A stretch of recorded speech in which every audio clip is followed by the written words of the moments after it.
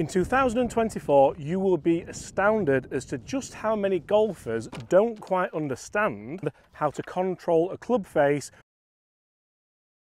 when playing golf and just how the wrists can help you with that. Hi everyone, my name is James Robinson. Welcome back to Get Good at Golf. If you want to do just that, make sure you do hit that subscribe button below. Today we're going to talk about wrist angles. We're going to talk about how to take the club away properly and how potentially we can get you hitting longer, straighter golf shots by not really changing too much in your golf swing with the help of Hack Motion and understanding how our wrists work. You see, today we're on the Academy course here at Woolley Park Golf Club, a perfect place to come and practice, to hone your skills and of course lower that all-important handicap. So I've got a handful of golf balls here and I have Hack Motion set up in front of me. We do now have the updated app, so you can have that portrait if you do want it, which helps me so I can just kind of look at what my wrist angles are doing. Now that's very important, but it's only important if you understand what you are doing and just how your wrist angles affect that club face. There's no Chris today. Chris is in Gran Canaria at the moment, sunning himself and drinking lots of beer, I'm sure. So Chris have one for me,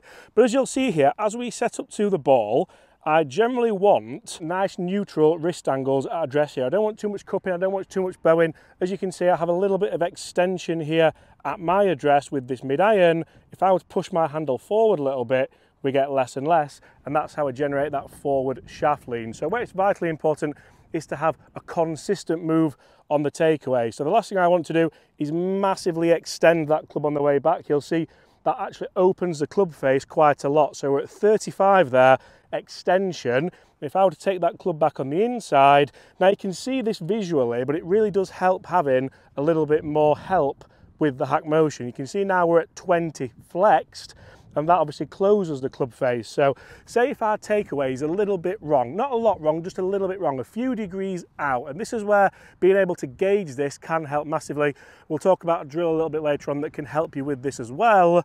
But essentially, if I were to flex this club on the way back, so I'm nice and standard here near enough, and it's nice to get yourself into a consistent position actually, because I'm so lazy at getting myself into a consistent position. So you can see there we're around about where we want to be. Now if I were to flex that on the way back, oh no, I mean I've hit that okay, but it's gone left, and you can see that we've actually come too extended there through impact. And just because you take the club away flexed doesn't mean you're going to attack the ball extended. It obviously depends on your transition and what you do in the downswing. So again, we'll talk about that. But now if we're to change this up and where to take this club away and really massively extend that club, you'll see that we're now generating a cupping in the wrist there, and we're opening that club face. This is what so many golfers do wrong, because they expect that this is what we need to do to cup the wrist. I need to set the club, so I'm going to cup the wrist. But actually,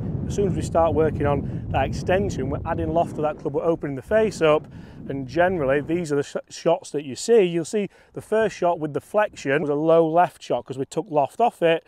Now if we attack this with extension, so open, I mean I've struck that good again.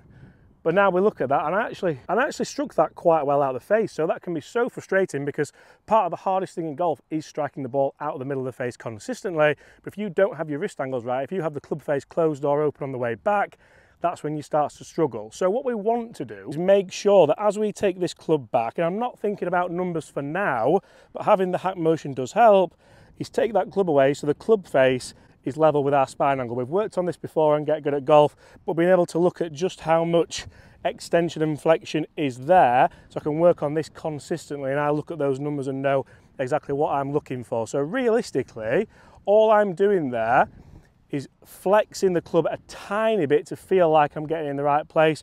I'm not really moving it and extending it too much. I'm not flexing it overly, but I'm just feeling like it sets nicely on the way back. So if I do that now, and I work on trying to work through impact, you can see straight away that's straight at the middle of the green. We've got pretty much perfect numbers there at the top, and impact, the thing I need to work on is that address. So I'm getting some feedback nicely there. Now as we start the motorcycle drill, you can see that all I'm going to try and do is get myself into a position where I'm in the correct place at the top of the backswing. We have discussed this before and Get Good at Golf, but as a drill, make sure we're in the right address. You see, for me, that feels very much like I'm cupping my wrist, but I'm actually not. Oh, do it properly, James.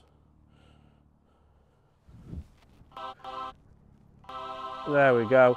And the feedback straight away, you can hear it, you can see it. Right, we've completed that. Now hit the position at the top again. Straight away. And I feel like my elbow's in a slightly different position there as well, which is potentially helping me. So I can keep doing that time and time again, just to help me, first of all, feel through the motions, feel myself move through the correct positions on the takeaway. We're not hooding it, we're not opening up, we're not flexing or extending. And generally what that's going to allow us to do is hit much more consistent shots. Even out here on the golf course, we've done this in the studio, but bringing it out on the course really, I think helps. And that is all over the flag, be good. Testing this on the golf course for me is absolute next level, and it's the perfect place, especially on an academy course like this, to help you get good at golf.